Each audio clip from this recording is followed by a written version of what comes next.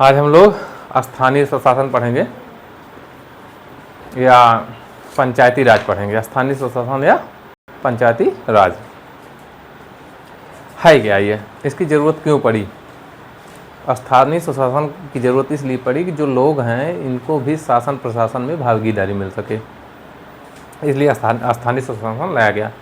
और ये हुआ कि जो अधिकारी केंद्रित मामला है वो लोगों के हाथ में, शक्ति जो है वो किसको दी जाए? लोगों के हाथ में दी जाए। जैसे सारे काम केंद्र स्तर पे करे, सारे काम राज्य करे, तो लोगों को भी, गांव के लोगों को भी कुछ अधिकार दिए जाएं, तब इनको भी कुछ ज्ञान होगा, राजनीतिक ज्ञान होगा, इनका सशक्तिकरण होगा। लेकिन इसमें दो मामला फंसता है। एक थे महात्मा गांधी, जेपी नारायण और विनोबा भावे, तीन लोग थे। ये चाहते थे कि गांव को पंचायती राज दिया जाए, मतलब लोगों की शासन में भागीदारी बढ़े। और अंबेडकर थे, वो इसके विरोधी थे। वो कहते थे कि नहीं, पंचायती राज ठीक नहीं। क्यों? उनको ये था कि यहाँ पे सामंतवादी व्यवस्था आ जाएगी, पुरुषों का वर्चस्व हो जाएगा। ठीक है, पंचायत क्या हो जाएगा? पुरुषों का वर्चस्व हो जाएगा। तीन चार चीज़ें उन्होंने बताया।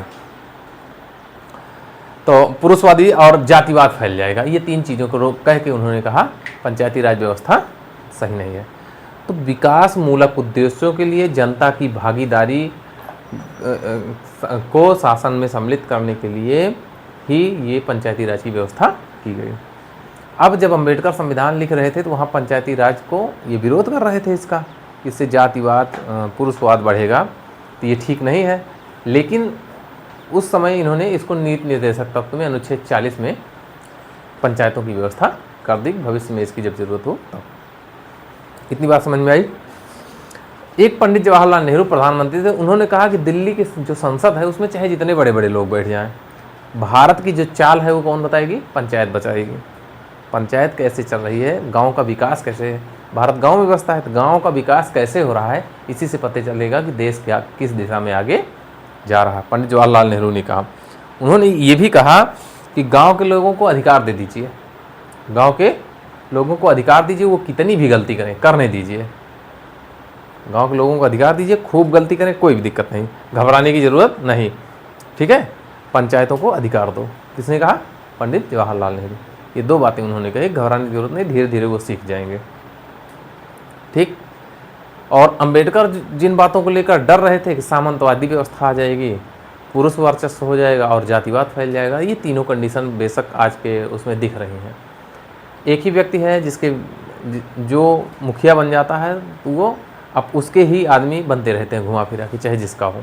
ठीक, ये हो गई सामंतवादी व्यवस्था, हमेशा वही रहे। दूसरा, पुरुषवादी, गांव घर समाज में पुरुष ही निर्णय करता है मत किसको देना, वोट किसको देना, महिलाएं नहीं निर्धारित करती। घर में पुरुष वर्ग आके बता देगा कि आपको किसको मत देना है, तो पूरा परिवार उसी को देगा ना। जबकि यहाँ पे उनको यही डर था और वही हो रहा है। तीसरा, जातिवादी व्यवस्था आ जाएगी। जाति के नाम पर बिना लोग लाभ हानि अच्छा बुरा देखे जाति के नाम पर वोट कर देंगे। ये तीन व्यवस्थाओं से वो डरते थे, तीन व्यवस्थाएं लागू हो गई। ठीक। अब पंचायती राज है क्या, आया कैसे? पंचायती राज भारत के संविधान के अनुच्छेद 243 में इसका वर्णन है।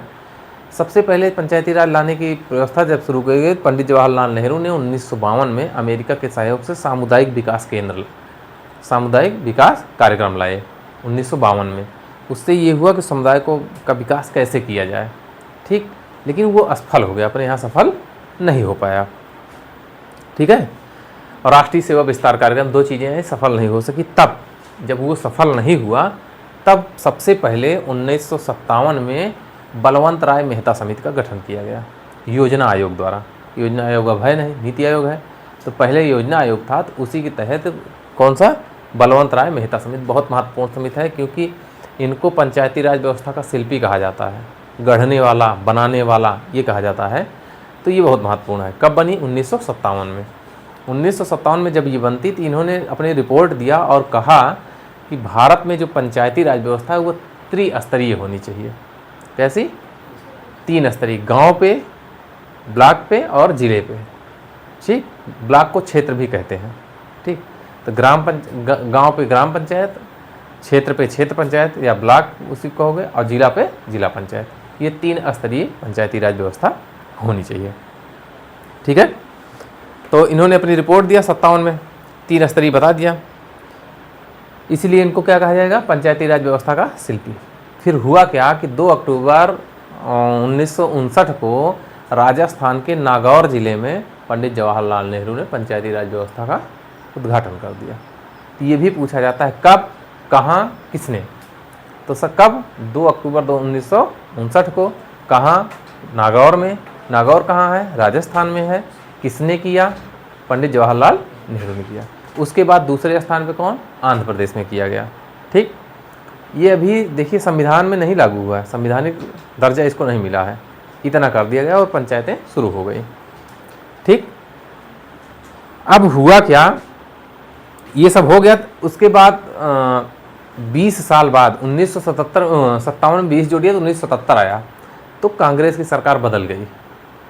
ठीक है, तो दूसरी पार्टी की सरकार आ गई, इसको क्या कहते हैं, भाजपा समझ लीजिए या कुछ दूसरा।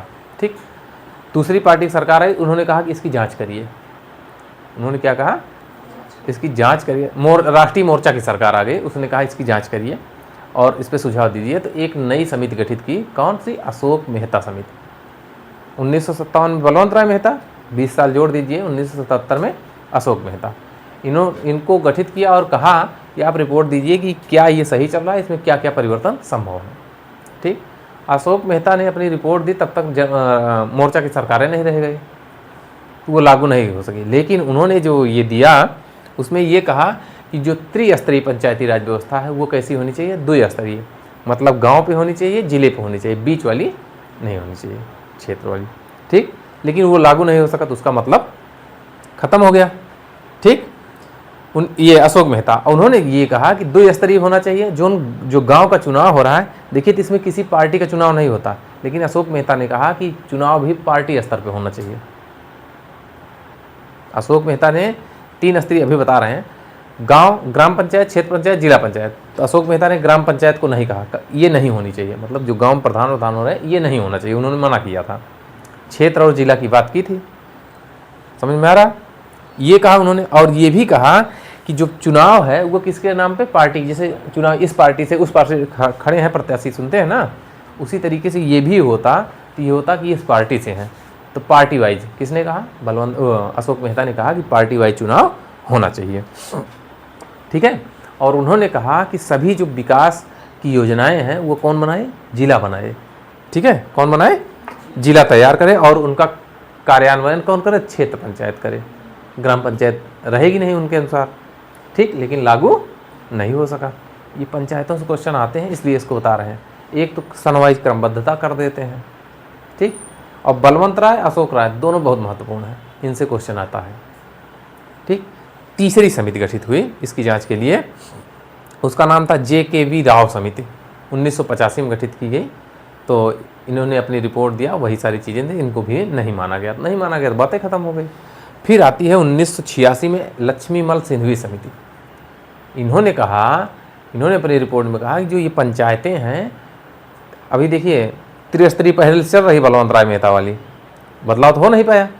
तो इन्होंने कहा कि जो पंचायतें हैं ये ठीक से नहीं चल रही, इनको संवैधानिक दर्जा दे दीजिए। लक्ष्मीमल सिंघवी ने कहा क्या कि इनको पंचायती राज को संवैधानिक दर्जा दे दिया जाए। अगर इनको संवैधानिक दर्जा दे दिया जाएगा तो जो राजनीतिक हस्तक्षेप है और जो नौकरशाही है, ठीक है, इन दोनों का हस्तक्षेप कम हो जाएगा। नहीं तो जो कहेंगे वही करते हैं वो लोग, अपने मन से कुछ कह ही नहीं पा रहे हैं।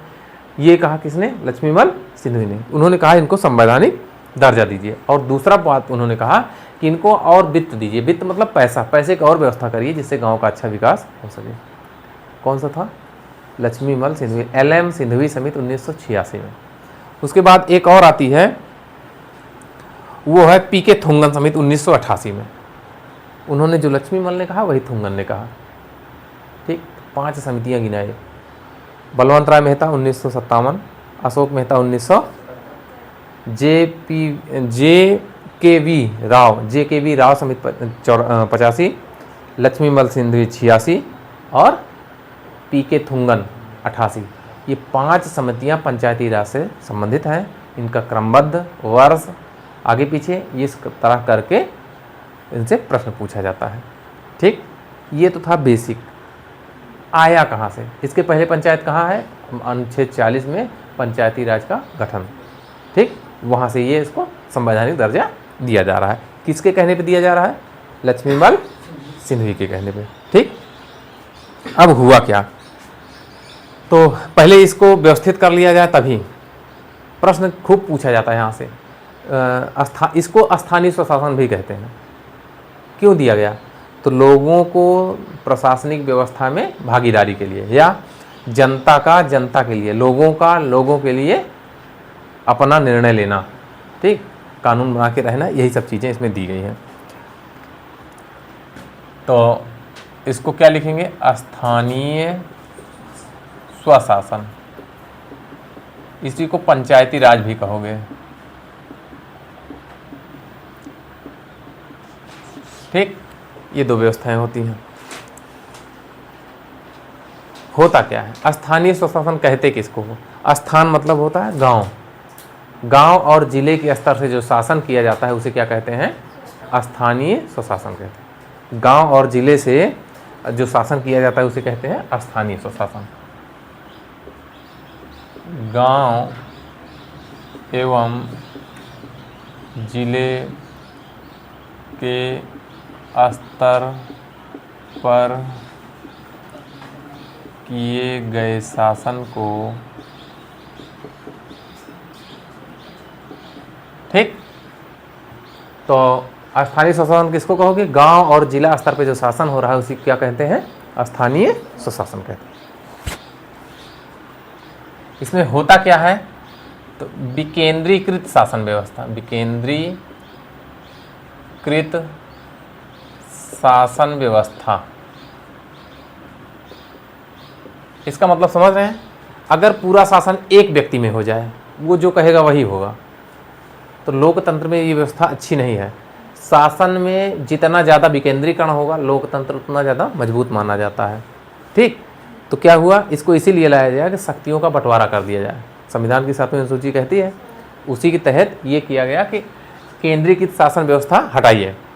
ठीक है, केंद्रीकृत शासन व्यवस्था तथा कौन सा? आदर्श मूलक, ठीक, या सहभागिता मूलक लोकतंत्र, सहभागिता मूलक लोकतंत्र की स्थापना। ठीक, अगर यहीं बी हटा दोगे, केंद्रीकृत मतलब सारी शक्ति केंद्र पे हो जाए, एक के जगह हो जाएगी, वही जो चाहेगा वो होगा। विकेंद्रीकृत मतलब शक्तियों को बांट दीजिए। ठीक है, ये व्यवस्था की गई है। ठीक है, स्थानीय शक्ति का मतलब होता है जिसमें शक्ति का बंटवारा प्रत्येक व्यक्ति के हाथ में दे दिया जाए। किसके? हर व्यक्ति के हाथ में। उसका मत है, वो जिसको चाहेगा बनाएगा, अपने पक्ष का बनाएगा, अपना काम कराएगा।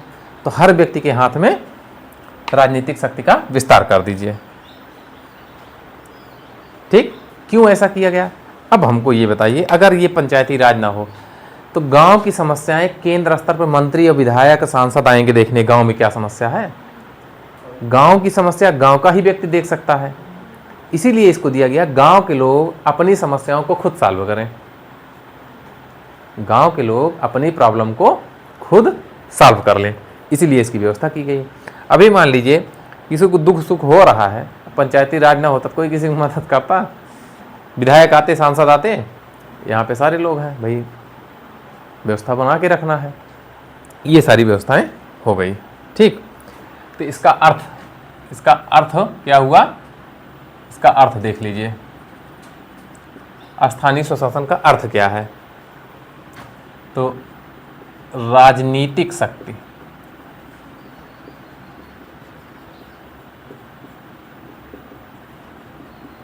अब इसमें 2-3 चीजें हैं। राजनीतिक शक्ति का विस्तार मतलब कोई कैसा भी हो उसका मत का मूल्य एक है। ठीक, कोई कैसा भी हो उसको चुनाव लड़ने से कोई रोक नहीं सकता। 2 बातें हो गई, है ना। कोई कैसा भी हो उसको जिसकी इच्छा होगी उसको मत देगा, हाँ, और सारी जानकारियां ले सकता है। चर्चा कर सकता है। ये सारी चीज़ें इसके दी गई हैं। तो राजनीतिक शक्ति का विस्तार आम आदमी के हाथों तक हो। अब देखिए, अगर यही पंचायती राज ना आया होता तो हम लोग जितना जानते हैं इतना जान पाते हैं। गांव घर में देखिए, जो जो पढ़ा लिखा नहीं वो भी काफ़ी कुछ जानता है। हाँ, तो राजनीतिक चर्चा गांव वाले अब करना शुरू कर दिए। नहीं, इतनी जल्दी थोड़ी हो पाता, सब कहाँ पढ़ते, कहाँ मालूम होता। लेकिन धीरे धीरे राजनीतिक सशक्तिकरण हो गया।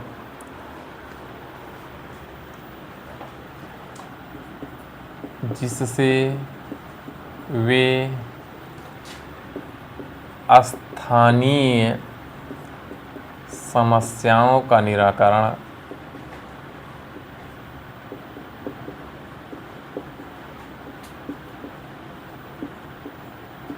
स्वयं कर सकें। ठीक, क्यों दिया गया है? जिससे वो अपनी समस्या को खुद सॉल्व कर लें। ठीक है,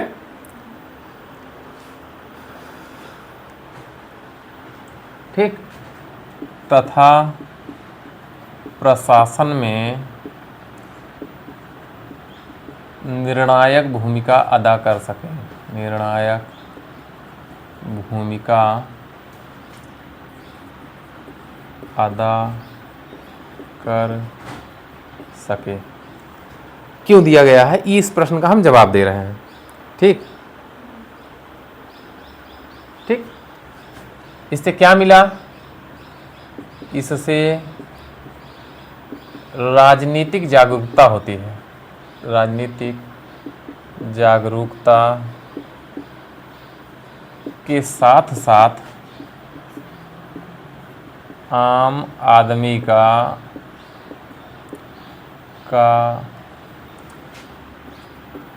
सशक्तिकरण होता है।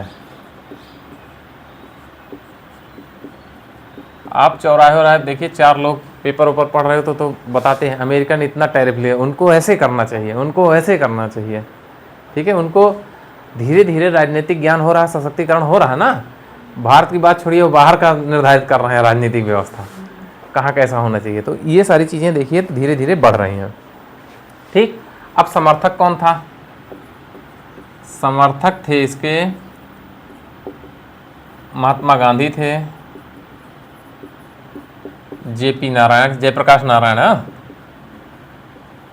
जयप्रकाश नारायण थे और विनोबा भावे थे। ठीक, विरोधी कौन था? डॉक्टर भीमराव अम्बेडकर, BR अम्बेडकर थे। ठीक, क्यों थे भाई? थे तो क्यों थे ना? यह उन्होंने कहा, यह सामंती, पुरुषवादी एवं जातिवादी सामाजिक ढांचे का निर्माण करेगा। जातिवादी सामाजिक ढांचे का निर्माण करेगा, ये बात उन्होंने कही। ठीक, और 2 स्टेटमेंट और हैं। पंडित जवाहरलाल नेहरू ने कहा कि लोगों को शक्ति दीजिए, गाँव को स्वायत्तता दीजिए, वो कितनी भी गलतियां करें डरिए मत, उनको शक्ति दो। ये उन्होंने कहा था, घबराने की जरूरत नहीं, पंचायतों को अधिकार दो, ये बात उन्होंने कही थी। और पंडित जवाहरलाल नेहरू ने ये भी कहा था कि दिल्ली की संसद में कितने भी बड़े लोग बैठे हों, लेकिन भारत की चाल कौन बताएगा? पंचायतें बताएंगी। ये 2 स्टेटमेंट उनके हैं। ठीक है, अब पंचायती राज व्यवस्था को अगर हम देखें तो ये अनुच्छेद 243 में शुरुआत कैसे हो रही है, अभी अनुच्छेद पे नहीं जा रहे हैं।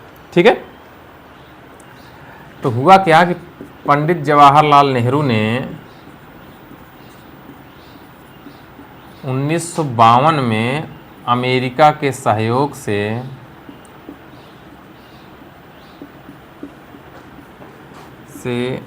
राष्ट्रीय विकास सामुदायिक विकास कार्यक्रम, सामुदायिक ये भी पूछा जाता है कब आया। सामुदायिक विकास कार्यक्रम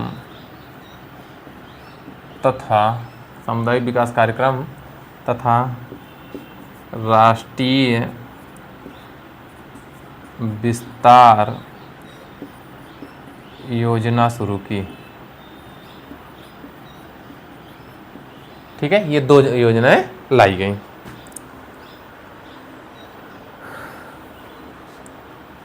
ठीक है, इसको ध्यान दीजिएगा, यहाँ पे 2 अक्टूबर जोड़ लीजिएगा, हर काम 2 अक्टूबर को होगा।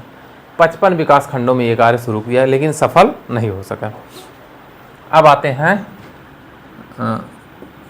बलवंत राय मेहता समिति। ठीक, इन्हीं को शॉर्टकट में BR मेहता कहेंगे। 1957 में इन्होंने रिपोर्ट दिया है। ठीक है, इन्होंने क्या कहा, त्रिस्तरीय पंचायती राज की व्यवस्था। ठीक है, इनको क्यों गठित किया गया, ये और ये दोनों को जांच करने के लिए। इन्होंने 3 स्तरीय दिया,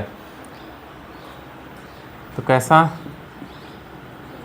पंचायतों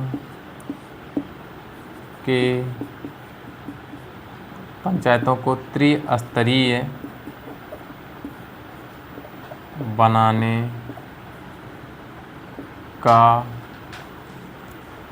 बनाने की रिपोर्ट।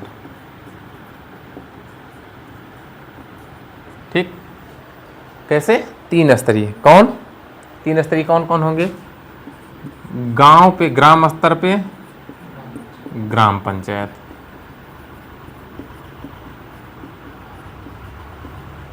क्षेत्र स्तर पर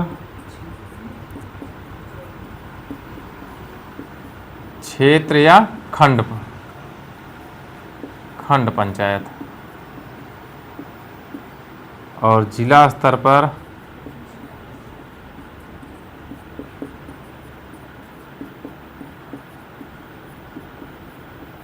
यहाँ पे एक छोटी सी रिपोर्ट उन्होंने और दी, अगर किसी राज्य की जनसंख्या 20 लाख से कम है तो ये वाला मत रखिए, समझ रहे हैं। लेकिन इसको अभी आगे बता रहे हैं, यहाँ छोड़ते हैं, अभी ये व्यवस्था है अपने यहाँ, आगे बता रहे हैं। ठीक ठीक, तो जो बलवंत राय मेहता हैं, इन्हें पंचायती राज का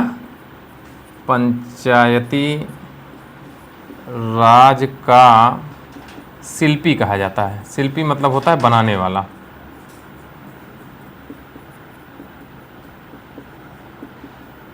ठीक, ये 2 बातें इन्होंने बताई। फिर इसके बाद पंडित जवाहरलाल नेहरू ने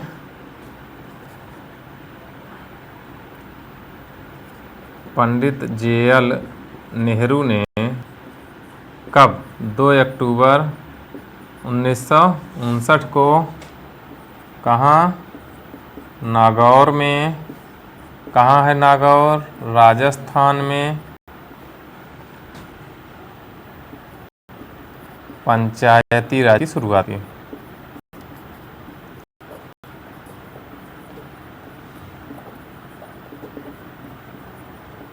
इसके बाद आंध्र प्रदेश में। ठीक है,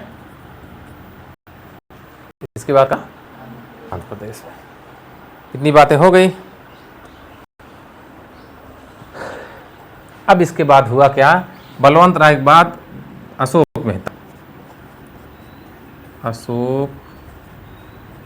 मेहता समिति, चाहे इकट्ठा कर लीजिएगा चाहे यहीं से, हाँ, 1977 में गठित की गई। तो इन्होंने पंचायती राज को कितना, 2 स्तरीय बताया। कितना, हाँ, तो पंचायतों का गठन 2 स्तरीय हो।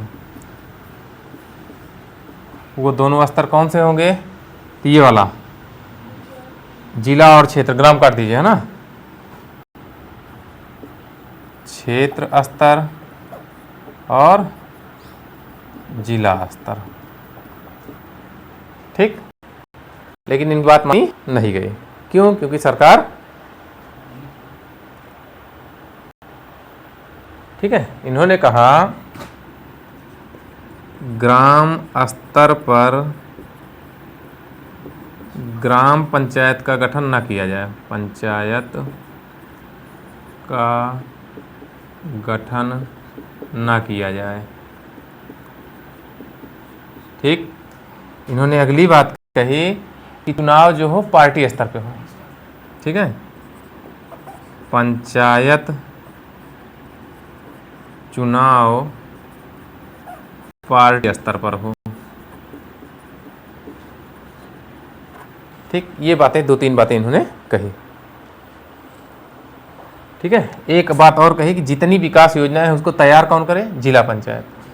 हाँ, सभी विकास परियोजनाएं जिला पंचायत तैयार करे।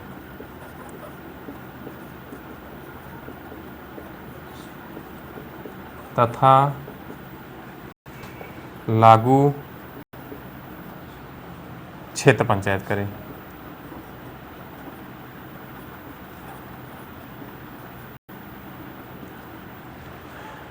ये किसकी रिपोर्ट थी, अशोक मेहता की।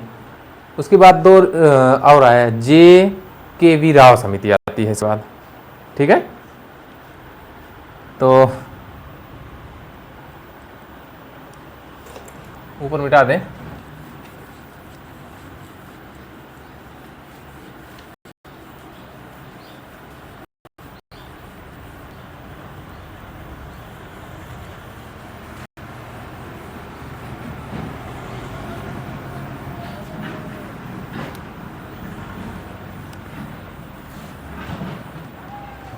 कौन सा है, JKV राव समिति,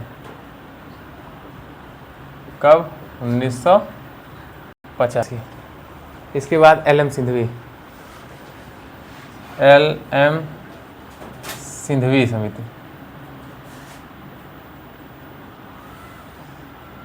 1986। इन्होंने कहा कि पंचायतों को संवैधानिक दर्जा दीजिए।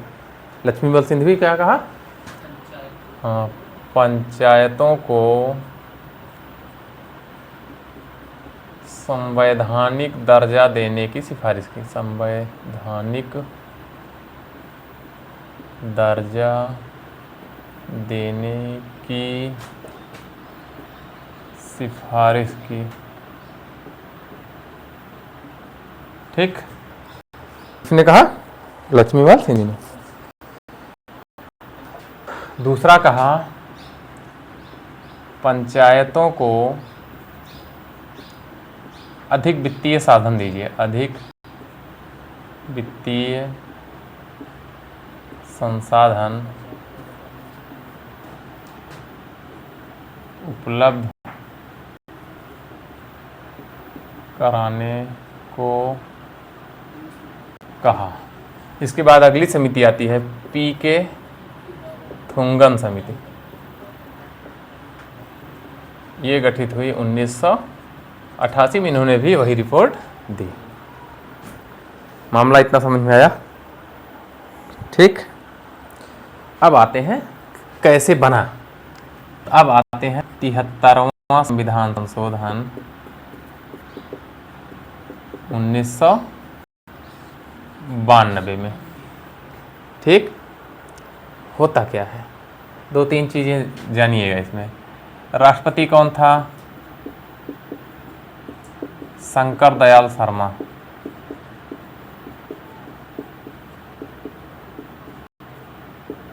PM कौन था, BP नहीं नरसिम्हा राव। प्रधानमंत्री कौन थे, शर्मा, नरसिम्हा राव। ठीक, क्लियर हुआ इतना। 22 दिसंबर 1992 को लोकसभा, ठीक, द्वारा पारित। 23 दिसंबर को 1992 को राज्यसभा द्वारा पारित। ढंग से पूछा जाता ना, 20 अप्रैल 1993 को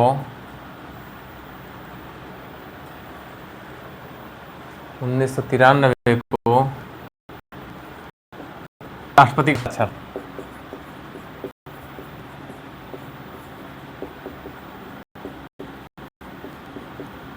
ठीक, 24 अप्रैल 1993 को लागू। इतनी डेट है, 4 ठो। ठीक, तो पंचायती राज दिवस कब मनाया जाता है?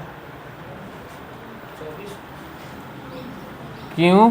क्योंकि 24 अप्रैल को पंचायती राज लागू हुआ था 1993 को, और लागू होने के बाद सबसे पहले पंचायत कहाँ बनी थी? मध्य प्रदेश में बनी थी। कहाँ बनी थी? मध्य प्रदेश में। ये 3-4 डाटा है, जानते रहेगा। 22 दिसंबर 1992 को लोकसभा ने पारित कर दिया, 23 को राज्यसभा ने पारित कर दिया, फिर आ जाते हैं 1993 में 20 अप्रैल को राष्ट्रपति ने हस्ताक्षर कर दिया, कानून बन गया, फिर 24 को लागू हो गया। ये व्यवस्थाएं की गई। ठीक, तो 24 अप्रैल को कौन? पंचायती राज दिवस। ठीक, ये संविधान कैसे बना? ठीक है, अब अनुसूचित जातियों के लिए अलग से है, उसको बताते हैं। अब पंचायती राज क्या है? संवैधानिक व्यवस्था हो गई, संविधान में हो गया ना, तो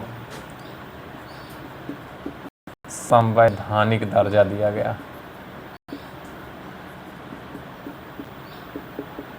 प्रश्न पूछा जाता ना, संवैधानिक गैर संवैधानिक, ये कैसा है? संवैधानिक हो गया। ठीक, अब इसको देखते हैं। तो पंचायती राज जो है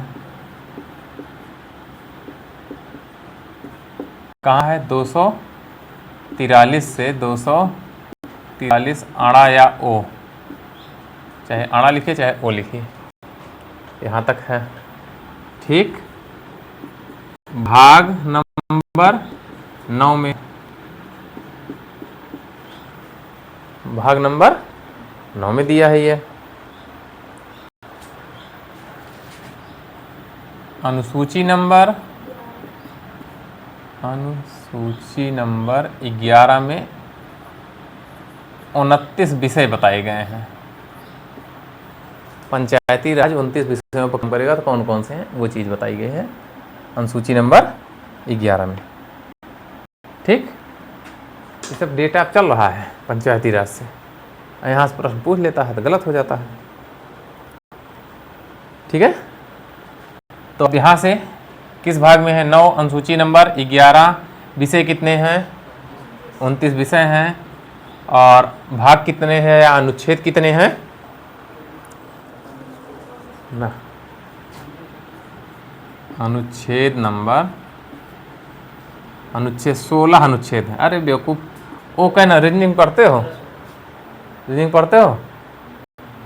ओ कै नंबर पे है? 15 पे, और 43 अकेला है, तो 16 नहीं हो गया?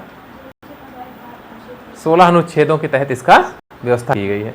तो हम इन 16 अनुच्छेदों को पढ़ेंगे, 29 विषय नहीं पढ़ेंगे, वो विषय बड़े लंबे हैं, पूछे नहीं जाते हैं। ठीक, तो हम एक एक अनुच्छेद वाइज पढ़ते हैं। अनुच्छेद 243 में परिभाषा दी गई भैया। अनुच्छेद 243 में निम्न की परिभाषा दी है। ठीक, तो ग्राम किसको कहोगे? ये इसकी परिभाषा कहाँ दी गई है? ठीक, ग्राम, जिला, इसकी परिभाषा मध्यवर्ती क्षेत्र, पंचायत, जनसंख्या, इसका सबको परिभाषा दी है। ठीक, ये इतनी चीजें दी गई हैं। ग्राम हो गया, ग्राम सभा अलग है, ग्राम अलग है और ग्राम सभा अलग है। ये इतने शब्द हैं, 1 2 3 4 5 6 शब्दों की परिभाषा किस अनुच्छेद में 243 नंबर में दिया गया है। यहाँ तक ठीक है। अब आते हैं 243 का। 243 इसी को का कह लीजिए, इसको ए भी कह सकते हो, ठीक है। इसमें ग्राम सभा बताया गया है क्या है।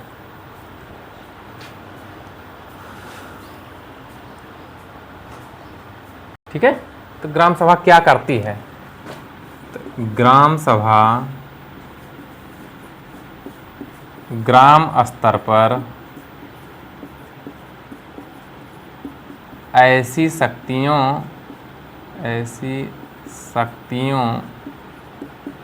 एवं कार्यों का पालन या कार्य करेगी, ऐसा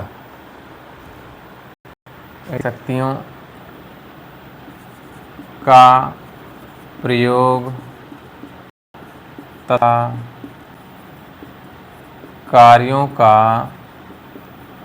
अनुपालन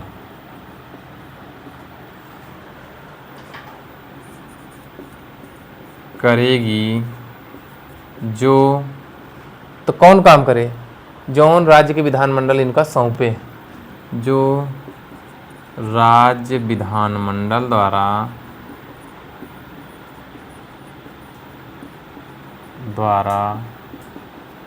निर्धारित किए गए हैं, निर्धारित किए जाएं। ठीक, मतलब राज्य सरकार जो भी निर्धारित करे उसको वो काम ये करेगी पंचायत। देखिए वहां से आदेश आता है ये करवाइए वो करो, होता है ना, वही सारी चीजें हैं। ठीक है, अब ग्राम सभा क्या है? तो ग्राम सभा कोई निश्चित गांव नहीं है। ग्राम सभा कोई निश्चित भौगोलिक क्षेत्र नहीं है। ठीक, निश्चित निकाय ना होकर राज्यपाल द्वारा अधिसूचित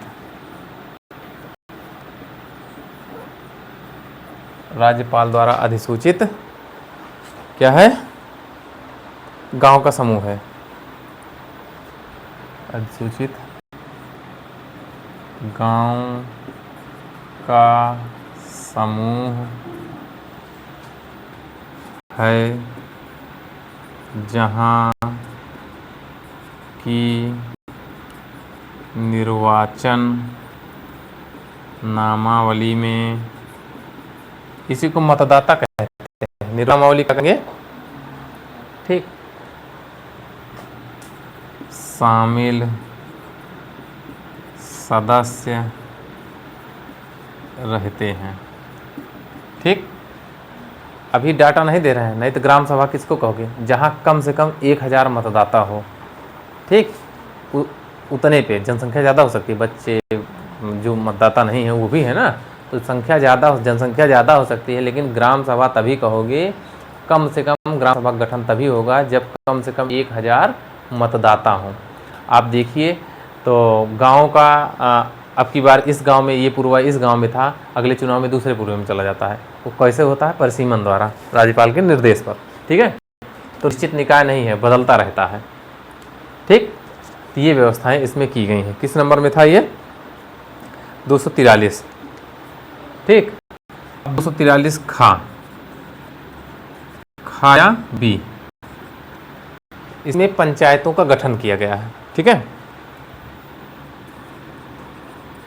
पंचायतों का गठन तो कितने स्तर पे? वही 3 स्तर पे पंचायतों का गठन 3 स्तर पर कर दीजिए। ठीक, तो ग्राम स्तर पर ग्राम पंचायत,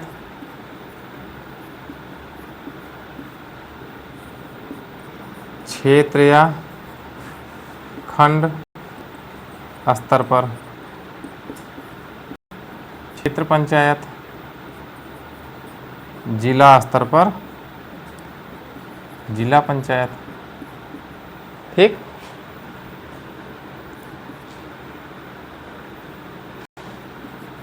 जिन राज्यों की जनसंख्या 20 लाख से कम है,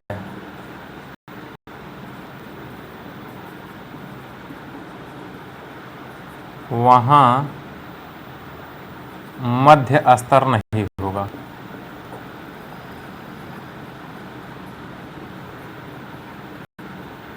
मामला समझ में आया? पंचायत 3 स्तर पे है, लेकिन अगर किसी राज्य की जनसंख्या 20 लाख से कम है तो ये वाला क्षेत्र पंचायत मतलब ब्लॉक प्रमुख या तो क्या कहा जाता है, बीडीसी, ये सब नहीं होंगे। ठीक है, तो कौन कौन होगा? ग्राम पंचायत और जिला पंचायत। ये बात इसमें गई है अनुच्छेद 243 ख में। हो गया? 343 ग, 343 गा, इसी को सी कहोगे। दोनों आप लिख करके लिखते रहे ना। इसमें क्या है? पंचायतों की संरचना।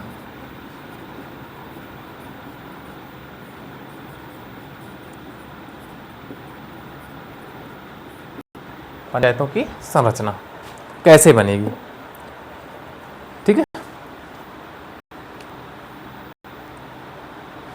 देखिए, ग्राम पंचायत, क्षेत्र पंचायत और जिला पंचायत। ठीक, तो चाहे जिसके सदस्य जो होते हैं वो प्रत्यक्ष निर्वाचन मतलब जनता द्वारा चुने जाते हैं।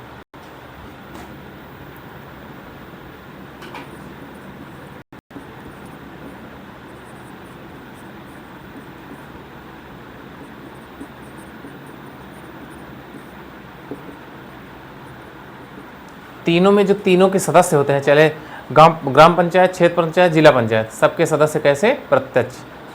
ठीक, अब अध्यक्ष पे आ जाते हैं।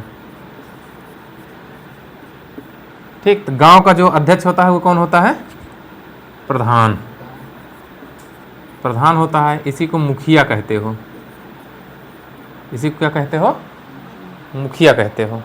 और इसी को सरपंच भी कहा जाता है। और ये कैसे चुना जाता है? प्रत्यक्ष। ठीक, इसको ब्लॉक प्रमुख कहते हैं ना, इस वाले को क्या कहोगे? प्रमुख कहा जाता है। इसका चुनाव कैसे होता है? अप्रत्यक्ष। ठीक, और इसको चेयरमैन कहते हैं। चेयरमैन या जिला पंचायत अध्यक्ष कहा जाता है। ठीक, ये कैसे? अप्रत्यक्ष। समझ में आया? तीनों के सदस्य तो प्रत्यक्ष हैं, लेकिन जो अध्यक्ष हैं, ग्राम पंचायत का अध्यक्ष तो जनता द्वारा चुना जाता है। शेष दोनों जनता द्वारा चुने गए ये जो सदस्य होते हैं इनसे चुने जाते हैं। जैसे ब्लॉक प्रमुख का चुनाव कैसे होगा? तो जो बीडीसी होते हैं ये लोग चुनाव करते हैं। जिला पंचायत अध्यक्ष का चुनाव कैसे होगा? जो डीडीसी लोग होते हैं, डीडीसी होते हैं, डीडीसी डिस्ट्रिक्ट डेवलपमेंट। ठीक है, जिला वाले, जिला पंचायत सदस्य जो होते हैं वो जिला पंचायत अध्यक्ष का चुनाव करते हैं। अप्रत्यक्ष हो गया ये दोनों अप्रत्यक्ष हो गया, प्रधान वाला प्रत्यक्ष हो गया। ठीक, मामला समझ में आया? ये क्या हो गया? संरचना।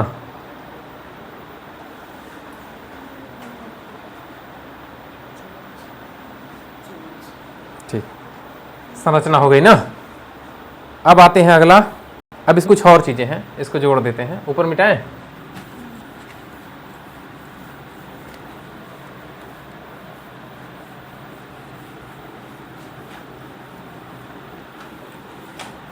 संरचना है ना। अब इसमें क्या हुआ? जो पंचायत तीनों को कहते हैं, ग्राम, जिला, क्षेत्र, जिला, तीनों को। तो पंचायत, क्षेत्र के अंतर्गत पूर्णतः या अंशतः आने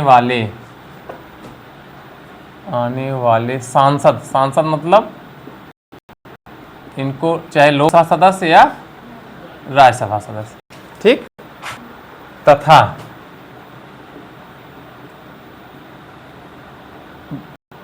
विधायक एमएलए और एमएलसी। एमएलए मतलब विधायक, एमएलसी मतलब दोनों को विधायक ही कहा जाता है, ठीक।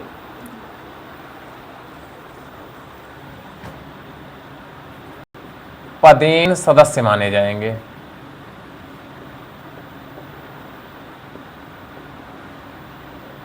ठीक। ये विधायक और सांसद जो होते हैं उनके क्षेत्र का मामला अगर है तो ये उसके पदेन सदस्य माने जाएंगे, उसके सदस्य माने जाएंगे, ठीक है। और पंचायतों के अधिवेशन, जो इनका बैठक होती है, पंचायतों के अधिवेशन में मत देने का अधिकार है, में मत देने का अधिकार होगा, ठीक। ये यहाँ पे जो पंचायत होती है वहाँ बैठक होती है, उसमें वोट भी दे सकते हैं, इतना इनको व्यवस्था दी गई है, ठीक है। लेकिन ध्यान दीजिएगा, जो जिला वाली और क्षेत्र वाली हो रही है उसमें, गांव वाली में ये व्यवस्था नहीं है, किंतु गांव में यह स्वतंत्रता नहीं है, किंतु ग्राम स्तर पर यह शर्त लागू नहीं है। मतलब गांव की बैठक हो रही है तो उसमें विधायक और सांसद आ जाए तो ये सदस्य नहीं माने जाएंगे, ठीक है।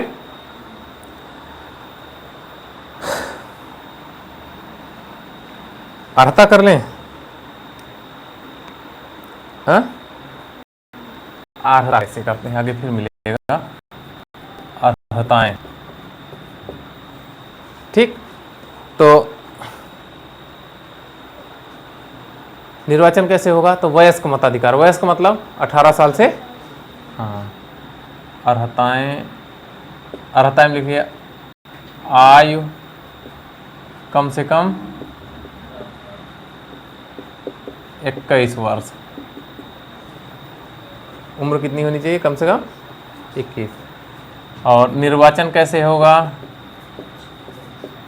वयस्क मताधिकार द्वारा प्रत्येक कै साल पे, 5 वर्ष पर, ठीक है। हो गई। चुनाव कौन करवाएगा,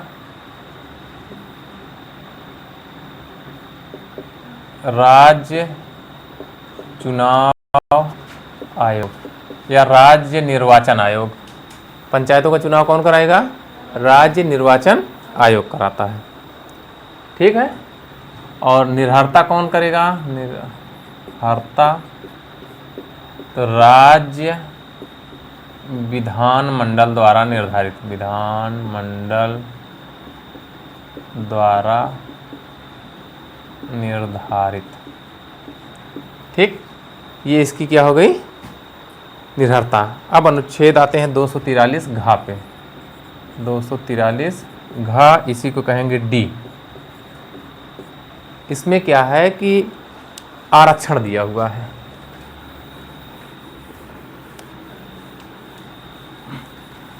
क्या दिया हुआ है, आरक्षण, ऐसे स्थानों का आरक्षण,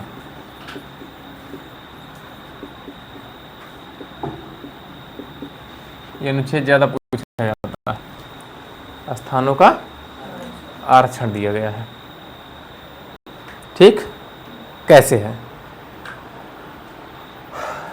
इसमें कहा गया है एससी एसटी और महिला को आरक्षण की व्यवस्था है। ठीक, ओबीसी जो होता है इसको आरक्षण की व्यवस्था नहीं है, ये राज्य के विधानमंडल पर निर्भर है। ठीक है, ओबीसी आरक्षण का फैसला किसके ऊपर है? राज्य विधानमंडल के, राज्य विधानमंडल के स्वविवेक पर।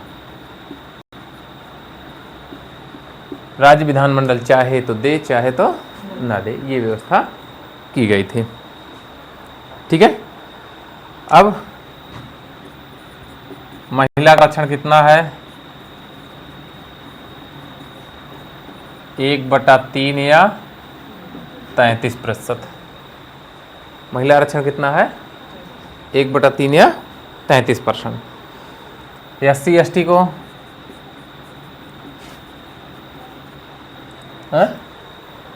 जनसंख्या के आधार पर, जनसंख्या के आधार पर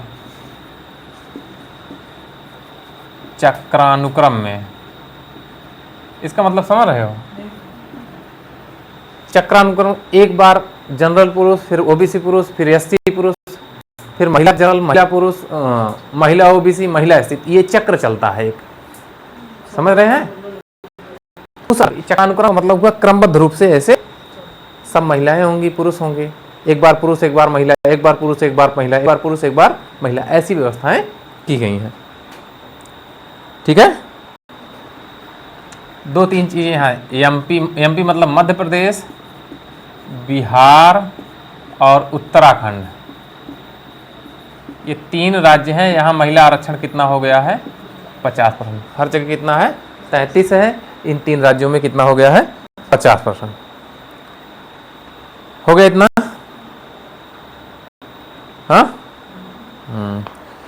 अब पदों का आरक्षण जो होता है वो राज्य की जनसंख्या के आधार पर निर्धारित किया जाता है। ठीक है, और स्थानों का आरक्षण राज्य की जनसंख्या के आधार पर, और पदों का आरक्षण, स्थानों का आरक्षण क्षेत्र की जनसंख्या के आधार पर, राज्य की जनसंख्या के आधार पर निर्धारित किया जाता है। वो परसीमन होता है हर चुनाव के बाद, उसमें जो होता है उसी के आधार पर हर बार बदलते रहते हैं। देखिए, ठीक, ये कौन सा था?